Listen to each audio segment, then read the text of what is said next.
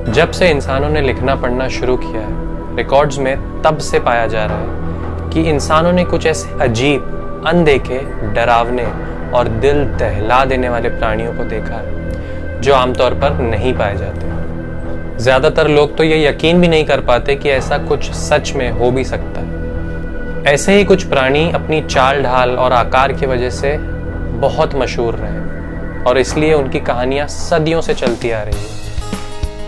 Hello friends, मैं हूं विशाल गुप्ता। स्वागत करता हूं आपका अजीब फैक्ट्स पर। आज हम बात करने वाले हैं ऐसे कुछ माइथोलॉजिकल क्रीचर्स के बारे में जिनके बारे में सुनकर आप सोचने पर मजबूर हो जाएंगे।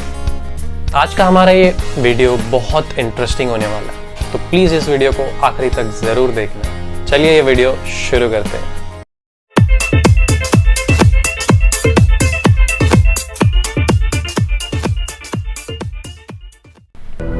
माइथोलॉजिकल क्रीचर्स के बारे में बात हो रही हो और हम सबके मन में उस टाइम पे एक नाम सबसे पहले आता है। जी हाँ, आप सही समझे, मैं बात कर रहा हूँ बिग फुट की। माना जाता है कि बिग फुट एप्स और आज के इंसानों के बीच का स्टेज है, यानी हमारे पूर्वज भी कभी ना कभी बिग फुट जैसे थे। बिग फुट आज के इंसानों से साइज में डबल और वजन में लगभग 4 गुना ज़्यादा होते थे। यानी कि अगर आज के इंसान 70 किलो के होते हैं तो बिग फुट का वजन लगभग 250 से 300 किलो तक हो सकता है। इससे आप अंदाज़ा लगा सकते हैं कि बिग फुट एक्चुअली में कैसा दिखता हो।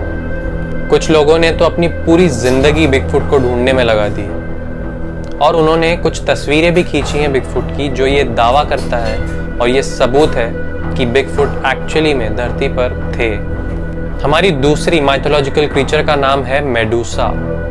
मेडूसा आज तक की सबसे खतरनाक माइथोलॉजिकल क्रीचर्स में से एक मानी जाती है। उसके पास कुछ ऐसी अद्भुत शक्तियां थी, वो किसी भी इंसान को पत्थर का बना सकती थी सिर्फ उसकी एक नजर से। यानी कि अगर उसने आपको देखा, अगले ही पल आपकी धड़कनें रुक जाएंगी क्योंकि आप पूरे पत्थर के बन चुके हो। चलिए जानते हैं मेडूसा को एक्चुअली ये शक्तियां या फिर कहें तो ये ताकत मिली कैसे। रोमन मिथ के हिसाब से एक दिन मेडूसा एक मंदिर में जाकर पूजा कर रही थी, जब वो बिल्कुल ठीक थी, एक नॉर्मल इंसान थी, आपकी और मेरी तरह। लेकिन उस पूजा करने में उससे एक गलती हो, जिससे ग्रीक गॉड ऑफ वॉर ने उसको श्राप दे दिया और कहा कि जा, मैं तुझे श्राप देता हूँ कि तेरे बालों के जगह सांप होंगे और जिस भी आदमी को तू देखेगी वो पत्थर का बन जाएगा। मेडूसा की कहानी का अंत ऐसे होता है कि ग्रीक गॉड पर्सुअस अपनी जादुई तलवार से मेडूसा का सर धड़ से अलग कर देते हैं, लेकिन फिर भी उसका ये श्राप खत्म नहीं होता। इसलिए उसे जमीन के नीचे काफी गहराई में उसके सर को दफना दिया गया। और लोगों का तो ये भी मानना है कि आज भी ग्रीस में कहीं ना कहीं मेडूसा का सर दफनाया हुआ है। क्रैकन, ये नाम है हमारे अगले माइथोलॉजिकल क्रीचर का। वो आज तक का सबसे डरावना जानवर माना जाता है। क्रैकन को देखने का सबसे पहला दावा किया था नॉर्वे के राजा सेवियर ने।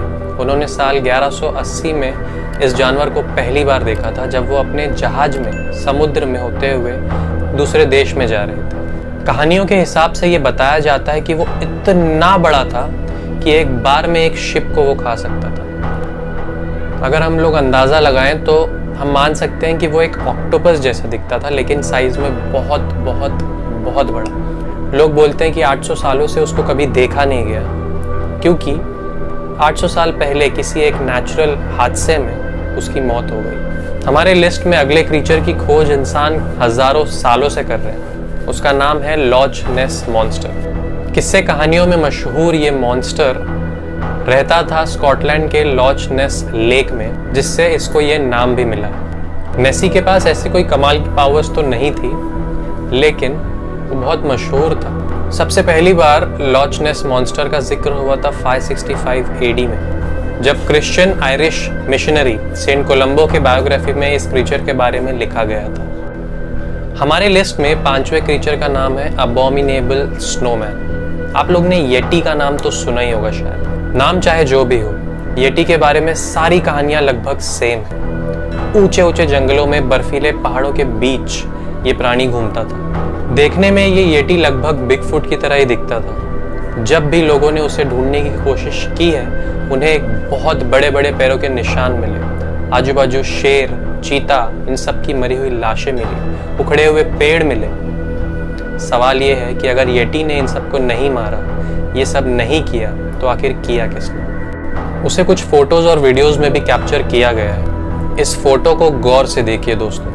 एक नेपाली विलेज में एक फैमिली ये दावा करती है कि ये हड्डियां जो है ये एक येटी की है, यानी एक स्नोमैन की है, और ये लगभग 400 साल पुरानी है, जो उनको उनके पूर्वज देते हुए आए हैं और उन्होंने बोला है कि इसकी रक्षा करना, इसकी पूजा करना। वहाँ के लोकल्स इन कहानियों को जिंदा रखते हैं क्योंकि उनका मानना है कि येटी या स्नोमैन कभी धरती पर हुआ करते थे, और ये भी हो सकता है कि आज भी वो कहीं ना कहीं मौजूद हो।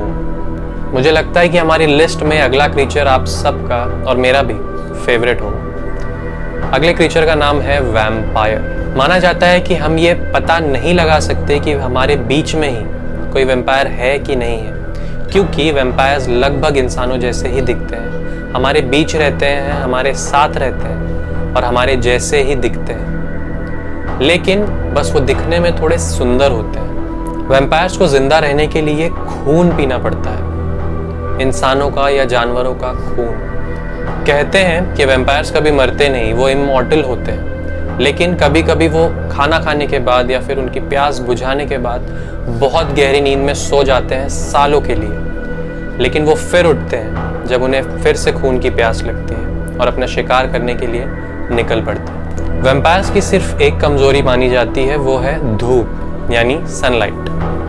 रात का वक्त उन्हें बहुत पसंद होता है और सूरज निकलने से पहले ही वो गायब हो जाते हैं। उनके पास कमाल के सेंसेस होते हैं, यानी उनकी सूंघने की जो शक्ति होती है वो हमसे बहुत बहुत ज़्यादा होती है। रात में भी वो एकदम क्लियर देख सकते हैं। हमें नहीं पता कि ये वैम्पायर्स असल में होते भी हैं कि ये सिर्फ किस्से और कहानियों में रहकर जिंदा है।